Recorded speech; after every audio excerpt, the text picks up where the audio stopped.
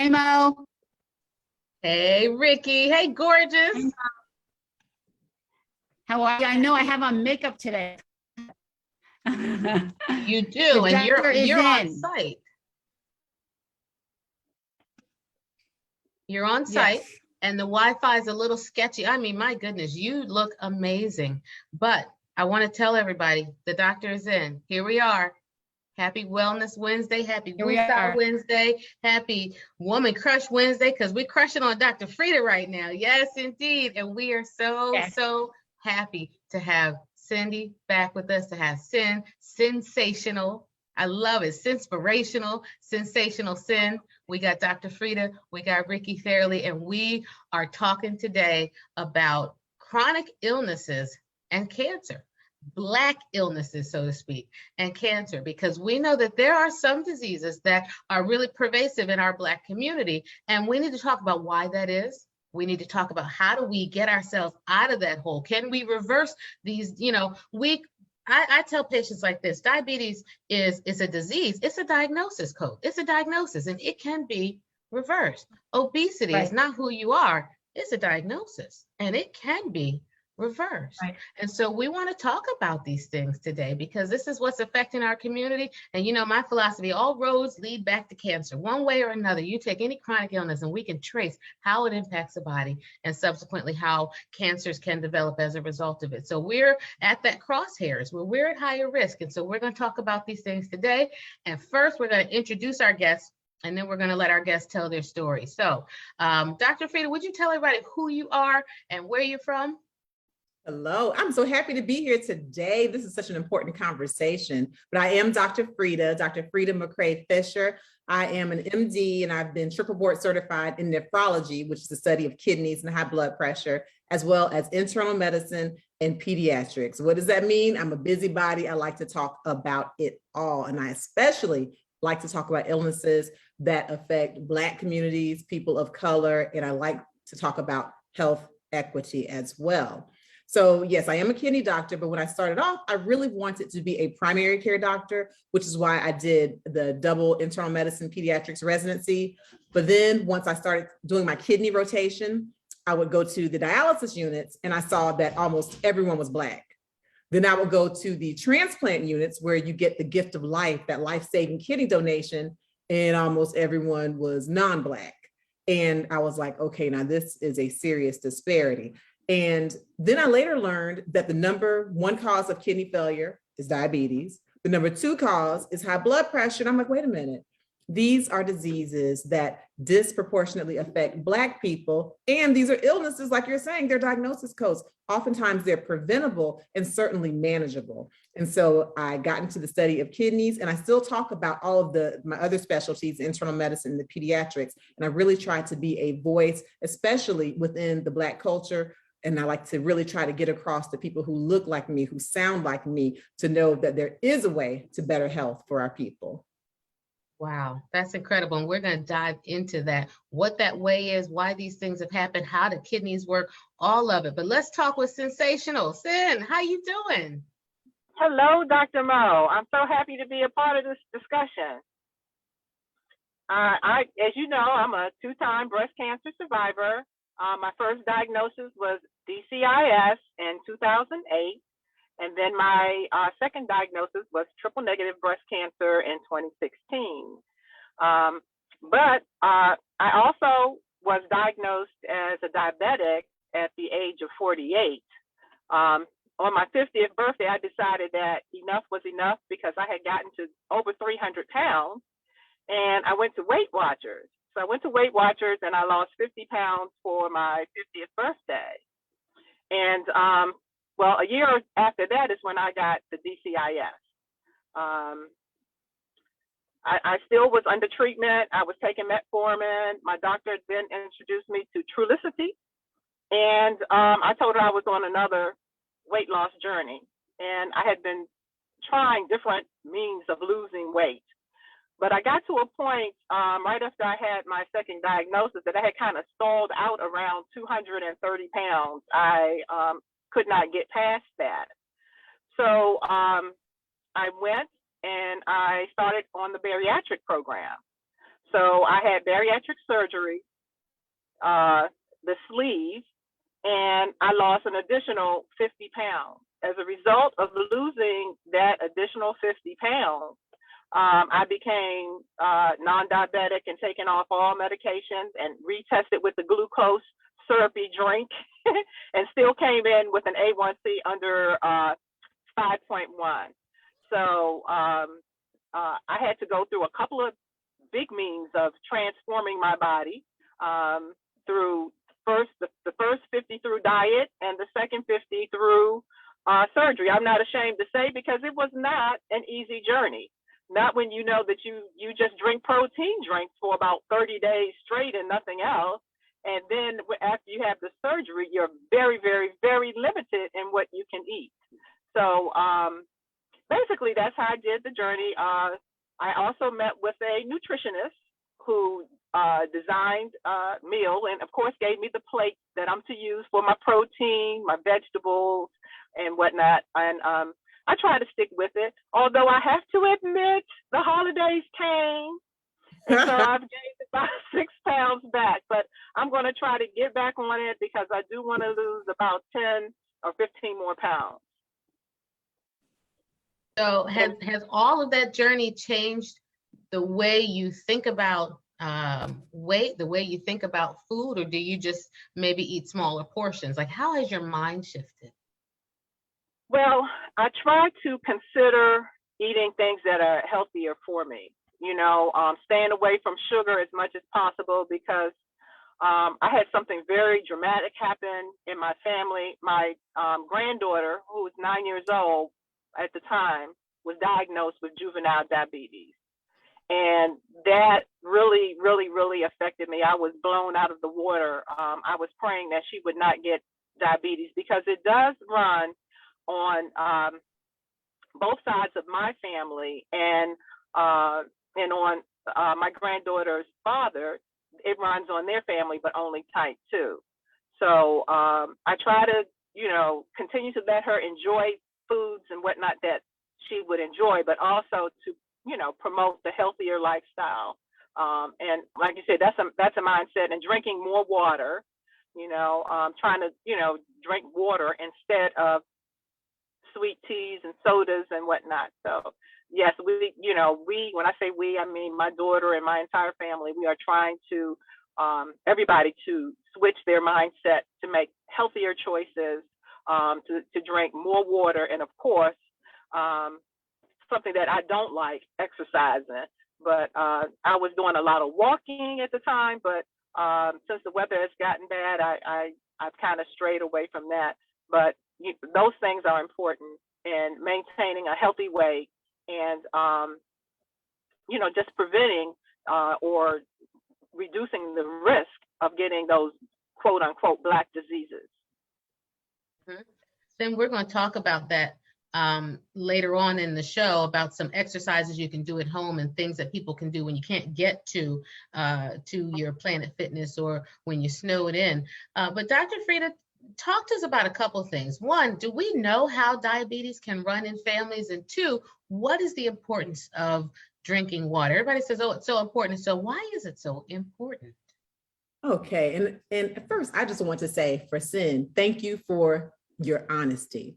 Thank you for your honesty, because our secrets make us sick. I have so many patients who have had either gastric or the sleeve, and they are speaking to other people who are desperately trying to lose weight, but they want to keep it a secret. And somehow they think that it's shameful, but you're not helping anyone. You've done something that helps you. You don't share it with them. It just makes them feel like a failure. And quite honestly, like you said, after you have the surgery, it's still work. You cannot just go back to eating whatever you want and having a seat. You still have to exercise. You still have to watch what you eat. You have to watch your portions.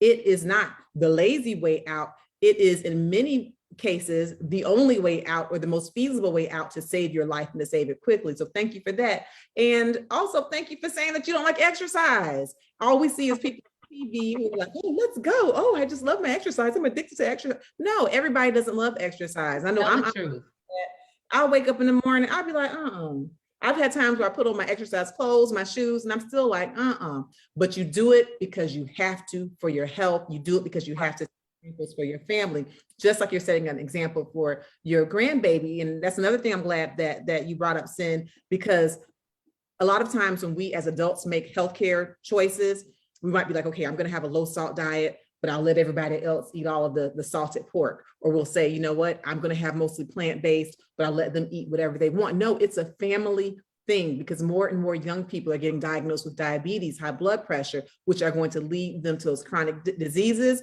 And all these chronic diseases can lead to cancer. So Sin, you have just given me life already, and we're just getting started.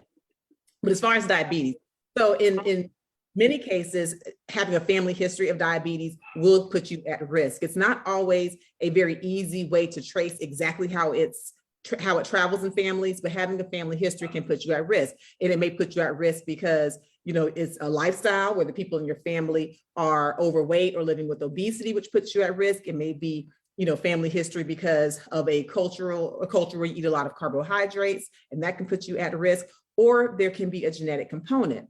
And so and you hit on it already, like the different types of diabetes a little bit, Sin, but the type 2 diabetes mellitus type 2, is the one that used to be called adult onset. And generally you're at risk for that if you are an older person, if you're living with obesity. And most people with diabetes are type 2 diabetics, 90% in fact. But then there's that type 1 diabetes mellitus type 1, also it used to be called the juvenile diabetes. And that is something that normally occurs in children and adolescents. Only 10% of the population with diabetes has type 1. And with that one, it's caused by an autoimmune disease, meaning your antibodies fight you, autoantibodies. Just as, like if you were to write a book about yourself, it's an autobiography, a book about yourself. Autoantibodies fight you, they fight yourself, they fight your pancreas, in particular, the beta cells, the cells in the pancreas that make insulin. And so just to give a general overview of diabetes really quickly, you have diabetes when you either have not enough insulin, which is in the type 1 diabetes, or if you have plenty of insulin, but it's not working. And insulin is a hormone that acts like a key that unlocks your cells to let sugar in, because every cell needs sugar in order to function well. If you don't have enough insulin, or if your body is not responding to insulin, like in type 2 diabetes, then you don't have that key to unlock the cells. The sugar can't get inside the cells. So where does the sugar stay? It stays in your blood, and you get high blood sugar or hyperglycemia, which of course, diabetes is the #1 cause of kidney failure. And it's also something that puts you at risk for heart disease, strokes, you name it, all the chronic diseases, even outside of diabetes. Water. What's the link between water and everything? So as a kidney doctor, I'm telling you, water really can be most people's best friend. Why? Because something as simple as dehydration can lead to kidney failure. So the diabetes, yes, #1 cause of kidney failure, but I've had to dialyze people just from dehydration, from having low volume in their bodies. And so it's going to vary. And so you need to make sure you consult with your physician to find out how much water is proper for you. But for most people, they need around 2 to 3 liters of water. So if you think about a 16-ounce water bottle, anywhere from 4 to 6 of those bottles. Is that a lot of water? Yes. Will it send you to the restroom? Yes, if you're lucky. It also will flush out those kidneys and help to decrease your risks for kidney stones, and really just to help you to prevent one of the risk factors for kidney failure. And it helps to keep you from seeing people like me in the dialysis unit. So water is important for So that. 4 to 6 bottles a day, right? Is that what you're saying, Dr. Frida? 4 to 6 of those 16-ounce bottles a day. Yes. Yes. And, you know, now some people have to have fluid restriction, Ricky, like if you're a person with congestive heart failure, or if you're already on dialysis and you don't make urine, or if you have lung disease and you have lungs that fill up with fluid, pulmonary edema, your doctor may put you on a fluid restriction. But for most people who are generally healthy, drinking that amount of water will help to keep you from being dehydrated, getting what we call prerenal azotemia, and keep you from having kidney failure due to being dehydrated. The other thing is if you're dehydrated and then you take certain medications that are filtered by the kidneys and can be harmful to the kidneys, being dehydrated already is a setup for you to have kidney failure, CKD. Wow. I have so many. And other drinks don't work, right? You can't drink tea or like other stuff. No, you can't Okay, substitute no. sweet tea, because some of those That was drinks, my next question. Yeah. coffee, they have caffeine, and caffeine acts like a water pill, like a diuretic, right? Mm. And so you might be drinking, all your big jugs and grandes of coffee, but since there's caffeine, it's making you urinate more. So you're defeating the purpose. Got it. So what? Yeah. Now, if you want, some cranberry juice or some juice. We didn't quite catch that one. That's okay. Now you were saying, Dr. Frida, about drinking cranberry juice as well. Yes, because a lot of people will say, "Hey, I drink cranberry juice. Is that okay?" And there is something positive about cranberry juice, especially real cranberry juice, the kind that's gritty, that's kind of got that little grind to it. Cranberry juice has certain resins in it that give it that gritty kind of a feel. Yep. And those resins, that grit, when you drink the cranberry juice and it goes through your urinary tract, it kind of grabs bacteria on the way down. And so in some cases, that pure cranberry juice can help to decrease urinary tract infections. Mm-hmm. Cranberry juice is not a substitute for water, but if you're going to have some juice, cranberry juice, sometimes some diluted cranberry juice throughout your day, in addition to the water you drink, that is okay. But with all this, especially if you're diabetic or pre-diabetic, you want to watch the sugar content, because we think about, oh, it's fruit juice, so it must be healthy. But a lot of juices have sugars, carbs, and so you definitely want to watch that. And when I mentioned pre-diabetes, a lot of people want to know, well, what's that? How do I know if I'm pre-diabetic?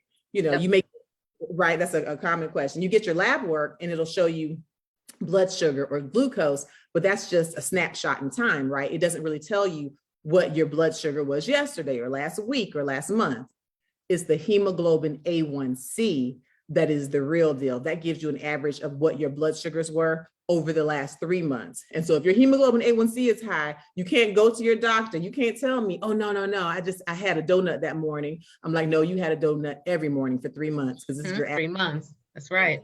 And you want that hemoglobin A1C to be less than 5.7. If it's between 5.7 and 6.4, you're pre-diabetic. If it's 6.5 or higher, you are diabetic. Now, yes, you can do what Sin did. You can lose weight, you can exercise, you can start eating in a healthy manner, and perhaps hemoglobin A1C will get down and you can be diet controlled and off of medicine, but you really just want to try to prevent it if you can, and don't even go there.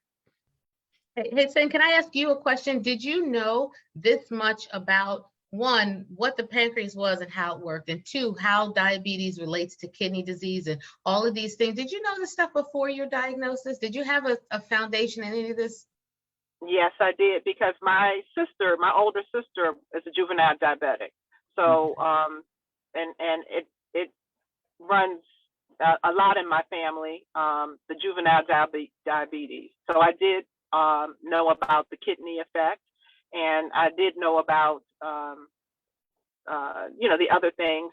When we were young, after my sister was diagnosed, when we were young, we took a test. They kept testing us. We were there all day long getting blood tests.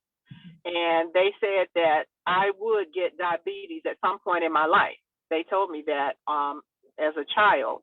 And I thought I was going to get it when I was pregnant. I thought I was going to get gestational diabetes, but I didn't. But through life, and I'll share this too, I went through a depression. And as I went through a depression, and I stopped smoking, and I started eating. And that's how I went from 145 pounds to 300 pounds, between the time I got married and the time I was diagnosed with diabetes.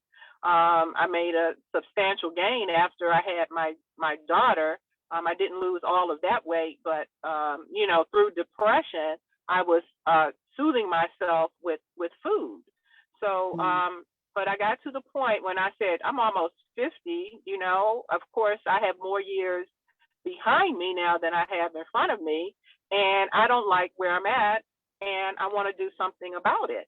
And that's when, I have to give the plug to Weight Watchers, because I did go through the Weight Watchers program and I lost 50 pounds for my 50th birthday. And I was very happy about that. And I had to continue on, and I was going back and forth. I kept bouncing, I kept losing and gaining, but I was losing a little bit more than I was gaining. But like I said, when I got the second cancer, my endocrinologist wanted me to become vegan. And I know, you know, I love seafood, so I started pescatarian. And then I eased back to being carnivorous. But I knew that I wanted to do something about it. I knew that at this point in my life, I wanted to make a change. And I've made a lot of changes in my life in the last few years, and I've been pretty successful moving forward. So I do want to share that. And I also want to share, since the doctor was talking about so many things about diabetes, is that when my grandbaby got diabetes, my daughter wrote a book on diabetes, because she said there was no books for her daughter to read up on. So she made a children's book called Nina's Journey, What is Diabetes? And she has it, you know, she has a glossary of items, and she tells about how we discovered it, which we discovered. I actually knew of the symptoms when my granddaughter's with me. I'm like, she's drinking a lot and urine. I said, you know, we have diabetes in our family. You need to get her tested. And the next day, they took her in, and her blood sugar was over 600. So, but she seemed to be okay. She was dealing with a high blood sugar, and of course, she had to be admitted into Children's Hospital for about 3 or 4 days in order to get her blood sugars under control. Dr. Frida? Wow. I'm putting the name of the book in the chat. Yep, I did. Oh, okay. If there's a link, we'll look for the link and we'll add it. I'll put the name of the book in the chat. But Dr. Frida, so much to weigh I'm in. looking for the link. Yeah, Awesome. I'm looking for the link. Perfect, Ricky. Amazon.com. It's on Amazon.com. We'll put it in the chat for people, because you're right. You know, and I grew up watching, my grandmother had diabetes and my father had diabetes, but my grandmother raised us. And I remember her having such horrible neuropathy. She'd wake up in the middle of the night, her feet would be burning, and she'd be crying by the side of the bed. And if I happened to be awake, she'd ask me to rub her feet. And I watched her. She was a nurse, and she was sharp because she would eat a bear claw. And then she would tell my grandfather just how much insulin to draw up. And I'm thinking, boy, this is really something. And this is not a life that I want to lead, because for everything that she did, she then would try to outsmart the system. And, you know, it worked for a number of years. She must have been a hell of a nurse. But I grew up watching what diabetes does to your weight, to your skin, to your appetite, to your kidneys, to your peace of mind, all the things. And I just, you don't want that for your life and for your family. But we didn't talk about it. We didn't. If I didn't work in medicine, she didn't sit me down and say, listen, baby, this is what diabetes is, and this is how it works. I learned from watching, but it wasn't a conversation that we had as a family. And I wish that we would have had that conversation. You're right about the conversations. Yeah.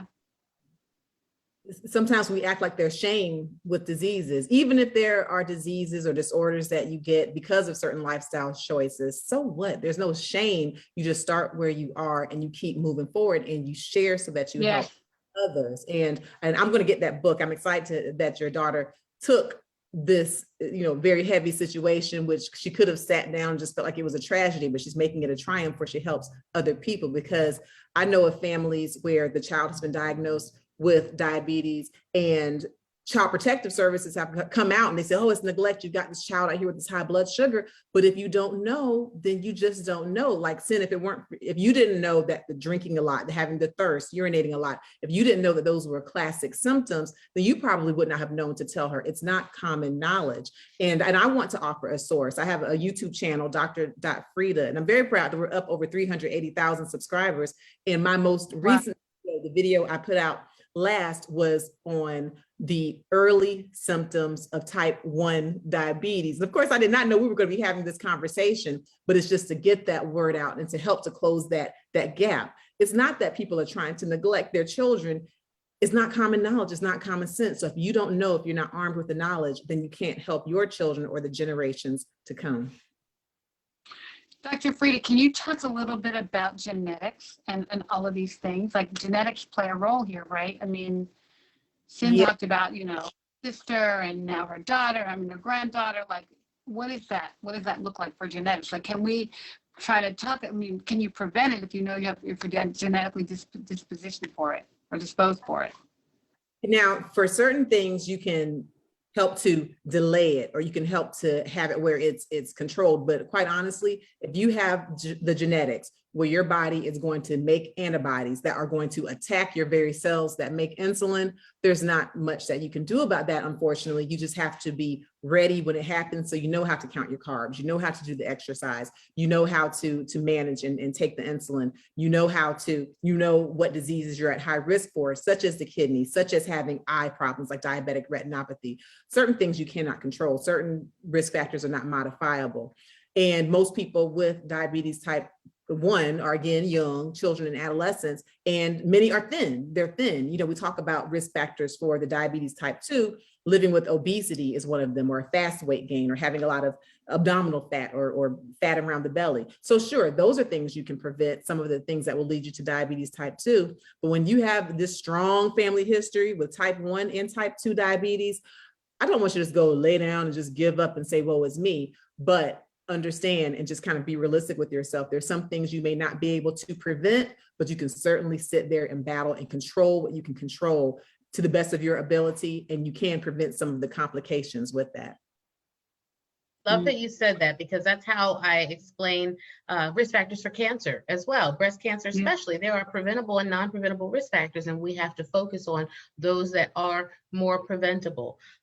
We get a lot of questions about nutrition and herbal supplements in the prevention and maintenance of diabetes, and also kidney disease. Are there vitamins and things that can help the kidneys to improve their function or to function optimally?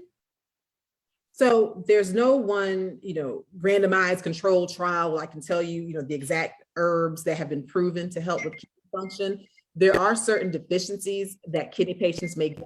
For example, vitamin D. Your kidneys are responsible for activating your vitamin D, which helps your body to absorb calcium and to have strong bones. Vitamin D actually acts like a hormone in a lot of ways, because it certainly helps to optimize your immune system. We have many studies for that, and it has so many other positive benefits. So making sure that your vitamin D is replete, that you have enough vitamin D in your system. But I really, really encourage people to consult with their physicians. And there are some physicians who very specifically have been trained in the research of herbal medications. And I suggest that people not take herbs or supplements without getting the consulting a physician, because on certain online shops, people will sell things and say, oh, these are kidney supplements, or oh, these are kidney pills, but really it's a proprietary blend, it's a secret blend. And sometimes those herbs are actually harmful to the kidneys. There are certain herbs I can name that can lead to kidney failure, especially if you're already in a situation. So as far as the herbs and supplements, consult your physician before you even start any. And I love that you said that, because here on our show, we don't shy away from questions about herbal medicine, about complementary methods and nutrition, nutraceuticals, et cetera. We want patients to, and we want people who are watching, we want our viewers to make informed decisions and to include all those doctors in your care team, right? You can see a naturopathic physician and still see your primary care physician. You can see an ND and also see your breast surgeon or your oncologist. It doesn't have to be either or. And so I think it's really important, because when we don't do that, it invalidates what we as a people believe about how food is medicine and the intrinsic healing properties of the body and all the things. And we lose patients sometimes when we don't incorporate what people believe about their nutrition and their way of life. And the reality is that we are, to a great extent, what we eat. Go ahead. I just want to say something, and that's true, because for physicians like me, I trained at Meharry Medical College, a historically Black college, university, then Georgetown and Emory, and the training was in traditional Western medicine. And what I find is that a lot of my colleagues, a lot of physicians lack humility, meaning if they don't know something, then they assume that it's bad. Oh no, don't do that. Oh no, you can't do that. Mm-hmm. What we have to do is be honest and say, you know what? I wasn't trained in that, but let me research it. Because a lot of the things that I've done research in doing integrative medicine, because now I know about ways to lower blood pressure naturally. I can talk about ways to unclog your arteries naturally, only because I'm doing my own research. But when you're dealing with a physician who may be a great physician in his or her trade, Right. if they don't know and you walk in, they automatically toot their nose up, then what's going to happen? The patient's going to take the herb or the medicine anyway, but without the guidance. We really have to be open-minded, treat medicine in an integrative fashion. And physicians, you have to be honest. When something's out of your lane, say, you know what? This colleague was certified in integrative medicine, or this colleague is a DO who's trained, abroad, and they are very comfortable with this medicine. But make sure that each physician knows what the other one is doing for your best health. But I agree that patients want to be holistic, and being holistic and being natural does not mean that you absolutely shun traditional medicine. Integrative, that's the way to go. Right. I love it. Right, it's I'm gotta a be Georgetown. I'm a combination. Georgetown baby too. I love it. Ah, I did my breast surgery fellowship there. Go ahead, Ricky. I love it. So why do Black people get this? Like, why is it a Black thing? Like, look at all the Black people that have high blood pressure. Like, why is it? Why do we get this? I mean, there is genetics, but we're doing all this work in the breast cancer space about not having that participate in clinical trials for most of the drugs. Is that true? And I kind of tried to do some research. Is that true with the drugs that we need for kidney disease and high blood pressure and all the things? Are we in the clinical trials? Can you guys hear me? I know my internet's kind of wonky. The full question was, Are we in the clinical trials? okay, like, is there proper representation of Black people in clinical trials for different drugs, like for kidney Right. drugs? Outside of oncology, which we know there's a paucity of Right, Black right, participation in right. clinical trials. It's abysmal, Right. less than 2 to 3%, But in other drugs, hypertension, renal drugs, et cetera, diabetes, is there representation there? No. See? Oh, that was an easy answer. No, we're That's under. easy. And we know that high blood pressure occurs disproportionately in Black people and people of color. We know that kidney failure disproportionately affects Black people. But when it comes to the clinical trials, we're not there. And we know there's many reasons. One, the medical distrust, and not just because Black people are running around, being paranoid and not trusting. We have reasons, which It's were earned. Earned medical mistrust. Earned. medical mistrust. Yes. And so that has a lot to do with it. Because why will you sign up to be in a trial if you think that the man is just trying to do an experiment on you? And so that's largely where it is.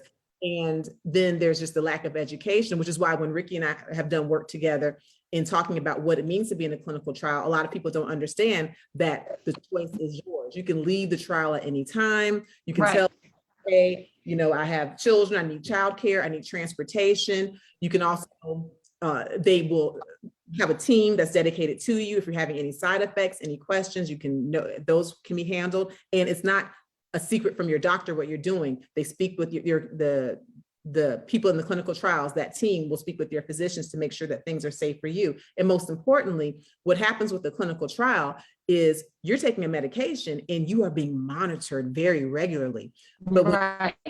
medicine and you weren't in the trial, and no one who looks like you, no one in your race and your culture was in the trial, well, now you're essentially doing your own clinical trial at home, and you may have a Every day. months before your doctor knows. And so in doing a clinical trial, not only are you helping yourself, because if the medicine works for you, you're on the cutting edge, but you're also doing the greater good and helping the community. But yeah, we have a lot of work to do to get Black people in clinical trials, certainly with kidney disease and high blood pressure medications. Talk Yeah, to us we about just disparity. launched. In kidney transplant, we see dialysis centers popping up like churches, right, on almost every corner these days, and perhaps necessarily so. But when we look at the rates of transplant and who are the recipients of those transplants, there is a disparity. Can you go into it a little bit? Such a disparity. And as I was saying, that is the reason that I got into kidney disease. Almost all in dialysis units, when you go up and down the streets, it's disproportionately Black people and people of color and people with challenged socioeconomic statuses. But when you go to the transplant centers, it doesn't look like that. You have people who have more income and people who basically, quite frankly, are non-Black. Many reasons. One, there is the bias of physicians, be it implicit, explicit, it doesn't matter. When I was doing my various rotations, if you had a very, nice young Caucasian working lady come in, with some kidney disease, the physician might say, oh my gosh, okay, well, this is what's going on. And you know what? You would be an excellent candidate for a transplant. And so before it even gets to the point where her kidneys fail, she already understands that having a kidney transplant will give her longer life, will decrease her morbidity, will decrease her mortality, will do all of these things. She has an education and she can research herself and she's not afraid of the transplant. But very similar Black patient, this happened so many times, too many times to count. They might go into the room, a Black male, similar disease, similar kidney function, and maybe he missed a couple of appointments. Why? Because he couldn't afford to miss his job, because he had to feed his family. Different reasons, certain disparities. But all of a sudden, he's not very compliant. You know what? Yeah, at this rate, you'll probably be on dialysis in about 6 months. Let's go ahead and get a line with you. I've witnessed that from really kind, well-meaning physicians, healthcare providers, and that's that bias issue. How can you change something if you're not aware of it? I'm sure if I went back and talked to these physicians, they'd be like, oh my gosh, you know, I think I treat everyone equally. They don't even know they have the bias. That's just how deeply rooted the bias and the disparities and the racism. It's so deep. The roots are just really difficult to break. And so that's one of the issues with the transplant. The other one is money. Y'all know it all gets back to the dollar bill. It's money. Come on. And I'm very happy because just last week, I got a chance at our Georgia State Senate because there was a bill, Senate Bill 330, the Giving the Gift of Life Act. What we found is that if you're a person who donates your kidney, a living donor, then you can actually be discriminated against, where life insurances can deny you or go up on premiums. Wow. Of the people who donated kidneys, 25, crazy. when they tried to change life insurance, they either were denied or they went up on the premiums. And what's really interesting is that for the people who donate kidneys, they're screened so carefully that they're generally healthier than the rest of the population anyway. Exactly. And some of them will lose their jobs. But what this act does, it makes it illegal to discriminate if you're a life insurance company on someone who wants to be a living donor. Plus it gives a $25,000 tax credit. Plus it makes it so that the government will pay your salary for 30 days while you're healing from the transplant. So that's just one step closer. So I was there and presented at a hearing in one of the committees, and it actually just passed today. That's one state, that's Georgia, but there's no federal. Wow. That's huge. You know, someone had put in the chat, paid leave and medical care for living donors would certainly help, right? Yes. So there it is. And for people who are looking for ways to get involved in advocacy, especially surrounding kidney care, and this is a huge one. It's a huge one. And I right, it is. On behalf of the National Kidney Foundation, I'm a board member here in Atlanta for the National Kidney Foundation, but this is certainly something that needs to be implemented from state to state. But if people know about it, you can't do it. So I'm excited. But another thing that's really, really important is our children. And for our children, Black children specifically, who have kidney failure and who need transplants, a lot of times they don't end up getting the transplant. Right. It ends up being economic and social. For example, if you have a mother, say she's a single mother, she might start missing her child's appointments because when are appointments? From 9 to 5. When does mama need to work? From 9 to 5. But what happens in the chart? Mother is non-compliant. Or perhaps some of these medications are too expensive and the insurance doesn't cover it, and you need to buy groceries and stuff.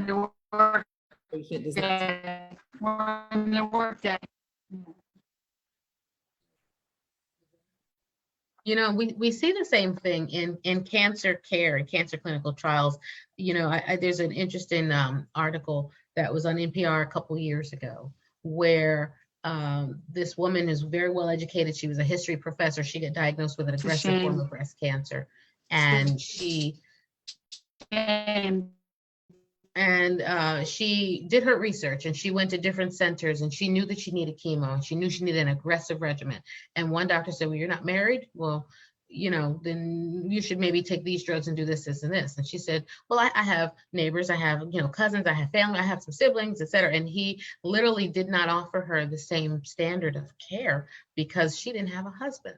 And so we know that, you know, in cancer and oncology, single people actually have a higher mortality than married people. They're not offered clinical trials as much. They are presumed to have less psychosocial support, less financial support, less ability to be compliant with trials. And this is a huge, huge paternalistic bias on the part of the healthcare system. And it's the same across the board for whether it's blood pressure, whether it's kidneys, whether it's diabetes. We look at a patient and we make up our minds before that patient even opens their mouth sometimes. And that's what has to stop in medical education. And I think, I love that you bring this up and that you're doing this work, because it's so ingrained that they don't realize it. They don't realize it. Mm-hmm. So we're not calling you evil. We're not saying that you're running around and declaring, I am a racist, but you need to pause and look at how you treat each patient and try to be objective with yourself. Am I offering this patient the same thing that I'm offering that patient, and why? Or if your why is because a patient is non-compliant, didn't show up to appointments, does it have something to do with finance? Does it have something to do with lack of education? Does it have something to do with that patient being disadvantaged due to reasons that go way back in the history of our country, which apparently the history might be erased. Mo. Is that Ricky? Yeah, you're right, Dr. Frida. That history, people trying to cover it up, erase it, burn it, ban it. It's scary times right now in this country. Mm-hmm. Ricky, I think you were going to say something, but until we get your connection, until you chime back in, Dr. Frida, I want to ask you. I was saying, Yeah, go ahead. It's real. It's real. It's really real. Guys, 77.3% of Black moms are single moms. Wow. Boy. And someone will read that statistic and use that statistic the wrong way, right? They will read it and use it the wrong way. Okay, 77.3% of Black moms are single. And what I hear is that in and of any itself. To that, what do you have? Right. I put it in the chat. Yeah, I saw that. Think about that. So, yep. And then taking what you said against us, Mm-hmm. right? Against us, as opposed to for us. And if you're the primary breadwinner, how are you going to? Us. How are you going to get your screening colonoscopy when you not only have to take a day off because you're pooping your brains out, but you also have to get a ride, right? So somebody else has to take time out of their schedule to get you guys keep going. You couldn't hear me, right? Right, to get to your colonoscopy even, so when we talk about access to care, it's not just proximity to a health system that matters when we discuss things like access to care. It's the fact that someone in the chat right now is talking about her diabetes medicine change, and they reached out to Merck, and now they're going to pay some of it. But what about the people who couldn't reach out to Merck? And there are patients who are rationing their diabetes medicine, their insulin. They're taking half a dose because they can't afford an insulin. Mm-hmm. It's true. It's true. And then what happens? Patient is non-compliant. 47-year-old Black woman who is non-compliant and who's obese, because we're doing the BMIs, which that's a whole another issue with obesity and overweight is. But that's crazy. Yeah. And then what happens? They think you're non-compliant, and it gets passed on from doctor to doctor. You should hear, some of the sign outs that I used to listen to in certain circles, not all circles, where that's crazy.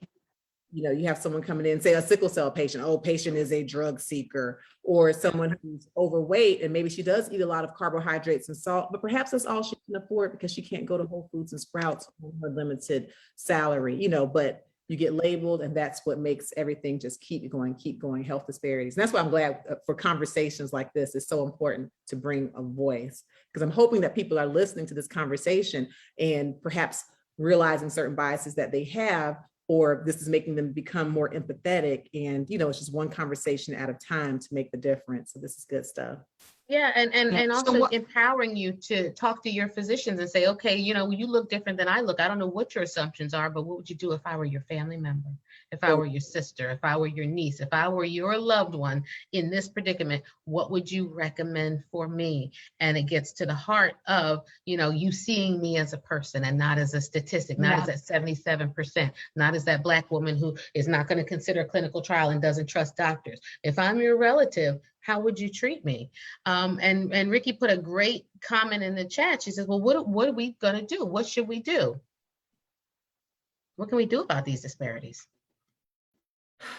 Well, there are certain people like one of my colleagues, Dr. Nicole Rochester, the GPS doctor, if you follow her on Instagram, she has I dedicated, love her. oh my goodness, she's dedicated her whole career to health equity. And she has so many tools and resources. And she even has a room Yeah, in Clubhouse where we meet so on good.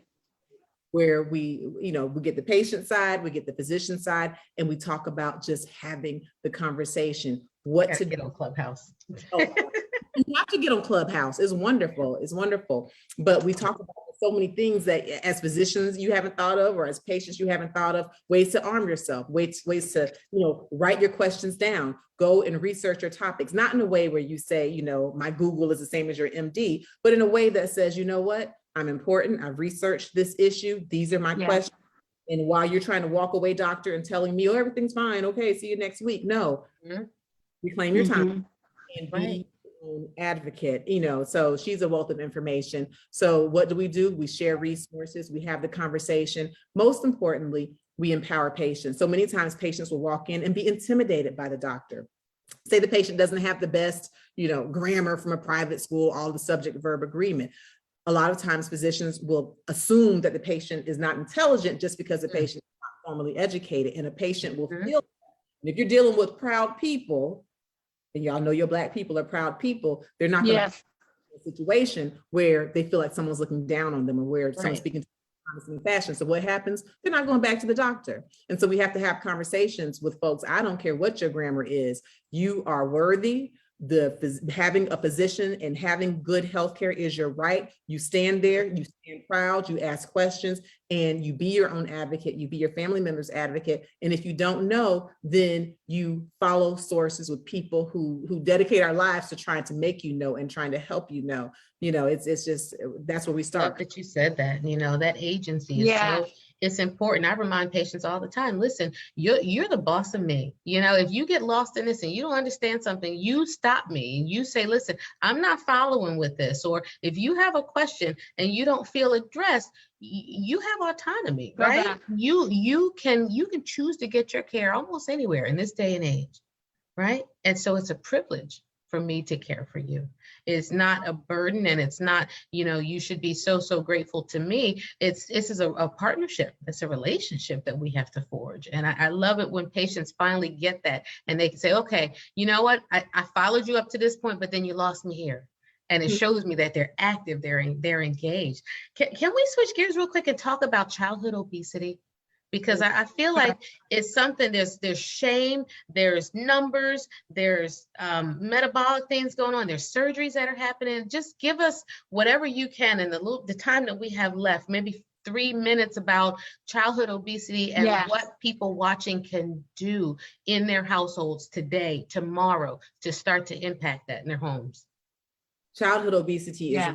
is leading to diabetes at earlier ages in children, is leading to type 2 diabetes, what used to be the adult diabetes in children, is leading to high blood pressure in children. And we know that that's eventually going to lead in early kidney disease, heart disease, strokes in children. It's ruining our generations, but it's something that in many cases is preventable.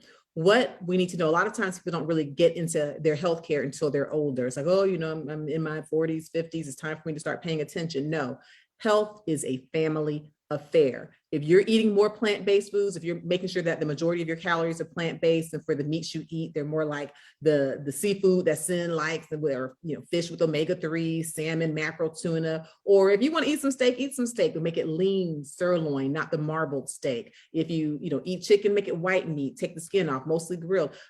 Talk to your children about that as well. Exercise. It doesn't mean you have to have a membership at a gym or that you have to run 10 miles. No, you go outside with your children. When you send your kids outside because they're on your nerves, put on your sneakers and follow them. And y'all go out there and y'all play tag, or y'all run around, or you dance like I like to do. We have TikTok challenges in this house. I win. And my 3 kids, they're mortified. I don't care. We will dance. And by the time I try to go and learn these old dances, I'm sweating. My muscles are feeling good and worked out. Exercise is a family affair. Eating in a healthy manner is a affair. Understand. Yes, it's a family affair. I'm putting that in the chat. Exercise as a family affair, because you see families riding their certain families, riding their bikes together and doing activities, and they take fitness into account from an early age, where we finally, when we get to maybe college, we say, oh, there's a gym at this campus. Maybe I'll exercise, or I want to be a cheerleader, or I want to do certain things. I want to be in the band. And at that point, we begin to start to wrap our minds around our health and our physical fitness, but it isn't necessarily endorsed and talked about and celebrated Right. and supported as a child. And we don't play the way we used to. Play is a totally different thing for these kids now. Yes, and adults, you can play without your kids. You go out there and you run, throw the ball with somebody, exercise, make it fun. But what you're saying about Recording it. the families that ride the bikes together and Yep. walk to school, like at my kids' school, there's walk to school day ever so often. But there are other families, they'll walk to school every day. They're walking to school in 20-degree weather. Now, I'm not walking in 20-degree weather, I'll be honest. I'm raised in Florida. Yeah. But that Yeah. mentality where exercise is a part of life, that's one of the ways to fight childhood obesity. I love it. And I tell my patients, listen, start with where you are, and if that means you're at home, then that means that maybe, during the hours you're at home, 5-10 minutes, you put your music on, you do your dance party. It means if you have water bottles, Poland Spring water bottles, you're watching Family Feud, I want you doing arm circles. Just that, arm circles. And when you get tired of that, bring them in, and then do your dumbbells, bring them over your head, touch them till you're out of breath, even just during the commercials, right? If you exercise during a full commercial break, give me 1 hour TV a night. And every time the commercials come on, you alternate. You do arms in one commercial break, do legs, and I want you doing scissor kicks, and I want you doing legs until you're out of breath for that 3-minute commercial break. By the end of that hour, you have gotten in 20 to 25 minutes of exercise without leaving your couch. Exactly. Without leaving, and so Sin, this is what I was telling you when we talk about how do you get moving, because you can't go out and walk anymore, but there's stuff that we can do in the house to hold us over, just watching Family Feud and Jeopardy. Give me an hour of network TV. Don't skip the commercials. No Right. Hulu unless you got the Hulu with commercials, but 1 hour TV a night, and you can get in some good exercise. It's true. Right. My granddaughter had me, speaking of TikTok, my granddaughter had me the other day doing the apple bottom. Have you done that? The apple bottom TikTok? I haven't- What's that? No, what is that? She Googled or went into TikTok. I'm not familiar, but she went into TikTok and she was teaching me the apple bottom dance from TikTok. We were doing that. Yeah. Sounds like Friday night dance party, our touch party, Ricky. We have to do our touch dance. I know. We have a dance party every Friday at 3:00. I'll put the link in the Zoom link in there, but we dance every Friday. 3 songs, 15 minutes, 3 to 3:15 on Zoom, and we dance it out. Oh my God. So come For- join us. I'm going to try the apple bottom. My most recent, Join us. the most recent one. I'm going to put it in the chat. Okay, I said the most recent one I did was on the Instagram reel and on TikTok. Have y'all seen that Bumba? You want to Bumba? That dance? Yes. Oh my goodness. I did one, and see, I try to be slick with it. I'll do the dance, but then I have my medical messaging. Like with that one, I'm like, 7 ways to unclog your arteries naturally. So I get it all integrative, and I sit up there and I'm sweating and carrying on. So I got to check out the apple bottom one and kind of figure out what medical message I'll get in there. But I have it on my Dr.Frida Instagram. And one thing you inspire me. You inspire me to get on TikTok and to get moving, because Dr. Mo got 2 left feet, but I mean, make a that's move, okay. make a They can move. still move. That's right. To the left with those feet. Go. It's That's right. still fun. And it's we can have That happy. is not true, Mo. I've seen you dance. That is not true, Mo. I've seen you dance. Oh my goodness. I love it. I've had a dance party with you. Mhm. So, Dr. Frida, I have to give a shout out to how we met. To my friend Rick Adler, who, guess what, Dr. Mo has a crush on you. Got to tell him to get in line. But Dr. Frida and I met doing a webinar for Biogen on lupus and on health disparities and clinical trials for lupus. So, I have to give a shout out to Proximity Health Solutions, and they do really great work on how to getting people recruited for clinical trials. It was a pleasure working with them. And There you go, Rick Adler. We love you. he was open to any adjustments to be made on the slides, if things didn't feel right. And I really enjoyed working with Rick Adler. Hi, Rick. That was good stuff. Yep. Wow. Give me some fast facts about the kidneys, what they do and what they don't do, because we read a lot in the news about alkalinizing or alkalizing your body and your, and I'm a fan of Essentia, the 9.5 And pH. Biogen is doing really good work on trial. All right, that's wonderful. But Dr. Frida, give us some thoughts on what the kidneys don't do and how the kidneys help to regulate things like acid base.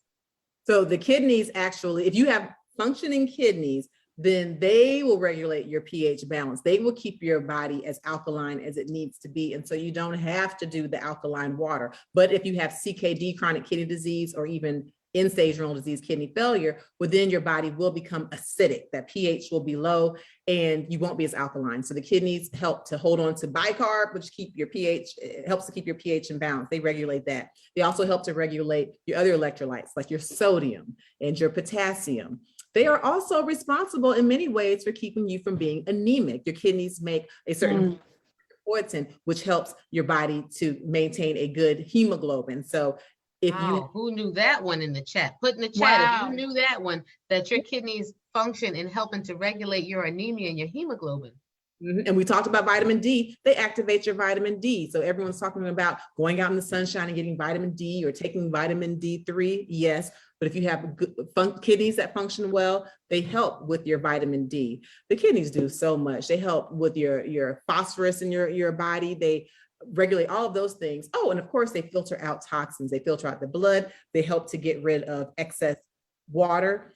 People run to the restroom for granted, urinating. They think it's an inconvenience, but guess what? If your kidneys fail, which of course, again, diabetes and high blood pressure are the top 2 reasons for kidney failure. If your kidneys fail and you stop making urine, well, now you'll not only get swelling in your ankles, which make your shoes uncomfortable, but you can get swelling in your whole body, including your lungs, where you get pulmonary edema, where you can literally drown on your own fluids. Having proper kidney function will help to prevent that. And Density, did you say that one already too? what's that? The bone density? Bone density. Yeah. When you're making that vitamin D, that helps you to absorb your calcium, which of course will help you with bone density and help to prevent the osteopenia, the osteoporosis, to losing that height and getting that curvature in our backs as we get older. The kidneys are just a bad son of a gun. I love the kidneys. And I'll tell you, so I mentioned the YouTube channel. I go through all kinds of things, CKD, how to read warning symptoms of kidney failure, high blood pressure. I have a video coming out next week, top 21 questions of kidney. I talk about all of these things, but where I talk about it the most in my book, and I'm having a book launch on Clubhouse, so please join Clubhouse. I'm having a book launch on my book. Great. Okay. And I want to talk to you. I'm coming to your clubhouse. I'm coming to your house. I meet every Friday. Ask Dr. Frida. If you follow me on social media, Dr.Frida, you'll see where I am. You'll see when I have media, when I'm on HLN or BNC, or when I'm on 11 Alive NBC. I like to talk a lot, but I share it all. I share it all on social media, and I hope it's making a difference. It really is my passion. So what's your Instagram? What's your Instagram? What's your Instagram? What's your Instagram? It's at Dr.Frida. So it's at Dr. What's your Instagram? Beth can hear me. Yeah, We hear you. I think you can't hear us. Oh, We hear you 4 times. It's on her. I see it on her screen too. At Dr.Frida. That's it. So Dr.Frit, as in take care of yourself. Yes, and that's the same YouTube, the same for the Facebook, the same for all social media platforms. But I'm most active on Instagram and on my Instagram Reels, where I'm going to do that apple bottom dance. You watch, Sin. Okay, I'll be watching. Hey, Sin, can I ask you something? People who are watching, right? Who, cancer never comes at a convenient time. Let's be honest. It's not like you're okay. I'm at the best point in my life and I'm ready for cancer. It's always, I'm about to lose my job. I'm already not sleeping well. I'm halfway to a divorce and now I have cancer. For people who are fighting this good fight, right, with cancer and maybe other chronic illnesses, what do you want them to take away? What hope, what can you tell them that will help them to feel inspired through this journey? Because I find you really, as you say, inspirational. You are so inspirational to us, but give people some pointers and some hope. Yeah. It's all about my faith. My faith, my tagline is, God's got me. And if you keep your faith and, try to live your best life, you know, do the things that bring you joy, you know, because emotional, keeping your emotions up is a good thing. Eating healthy, exercising. But I mostly been counting on my faith. You know, it's brought me through both of my cancers, and with my journey that I'm going through now, and even my newest journey as just recently as getting my Maryland real estate license and becoming a Maryland realtor, and I'm asking God for continued guidance on that. It's all about my faith for me. It's all about my faith. And when somebody said that I'm an inspiration, I just think about, you know, I just have to give everything to God, because I know that he keeps telling me, I got you, I'm with you. And that's what I want the cancer patients that are fighting the good fight now. Just keep relying on your faith, but do the things that you need to do too. Eat well, rest well, do things that make you happy. Just live your best life, because we only have this moment right now. No other time is right. Is given, is granted. We just have the now. Just have the now. Dr. Frida, you gonna close us out? Any closing Just thoughts? have Or the now. I love that. We just have the now. we just have now? Absolutely.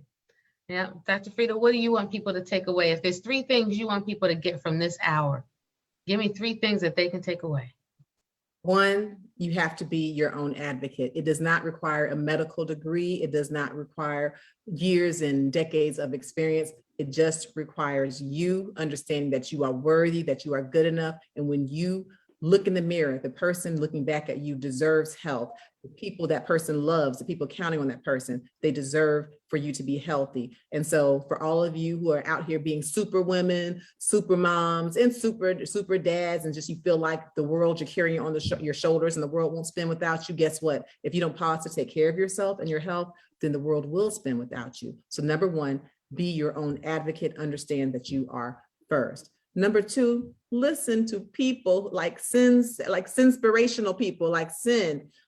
Surround yourself with people. My grandma used to always say, show me who your friends are, and I'll tell you who you are. If you're with people who are negative and with people who are always, oh, the glass is half empty, oh, this is always happening to us, or if they're having this conversation we're having about diseases that affect Black people in a way that's defeatist, like, oh, what we gonna do, all the Black people, everything bad. Right. If it's in that angle, that's going to drag you down. But if we're taking it from our angle, like, you know what? Yes, we do get the short end of the stick, but this is what we're going to do about it. If you take it and you're empowered. So make sure you surround yourself with positive people. And number 3, I just want to say, just be kind. And that seems so simple, but one of my grandmamas used to always say, I just want everybody to be happy. But the same positive energy you give out will come right back to you. You don't always have to have the last word in an argument. You don't always have to have road rage. Try to look at life through rose-colored goggles, because and be a forgiving person. You're forgiving people. It's not just for them. It's more about you and keeping yourself in a place where you have low stress. So that's the advice I would give. And I'm glad that I'm around y'all, because show people who I'm on the Zoom with, I'll show you who I am. I've had a good old time tonight. Goodness, we have Thank had you a good so old much. time having Thank you so much. Thank you so much. I hope you can hear me. I know it's been a wonky connection. Thank you, thank you, thank you. Please come back.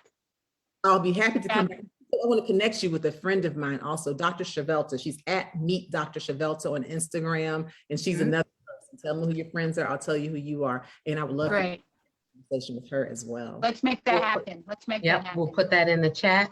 We hope to have you back to talk more about these topics and give us more inspiration, you know, and we set out every Wednesday night to do this show that we hope is relatable and reliable and real. That's the whole focus of this, particularly for cancer patients, families, advocates, survivors, thrivers, anybody who knows anybody who's gone through a cancer journey, but not just that, who's invested in health, because health is wealth. Right. And so, you know, here we are every Wednesday night on blackdoctor.org at 6 p.m. Eastern time. The doctor is in. The doctor is in. The doctor is in. I can't see your breasty love, but we're going to do our breasty love. We always do our breasty love heart. Uh-oh. I got my breasty love. I got to hold the phone with one hand.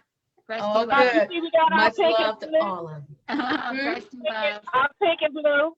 I love your pink. That's right. I love it. Yep. Pink and blue. We'll see Thank you all you. next And- Wednesday and night, right- 6 p.m. Okay. right here on Black Next Doctor. week. Bye-bye. Thank you. Bye. Thank you. Thank you.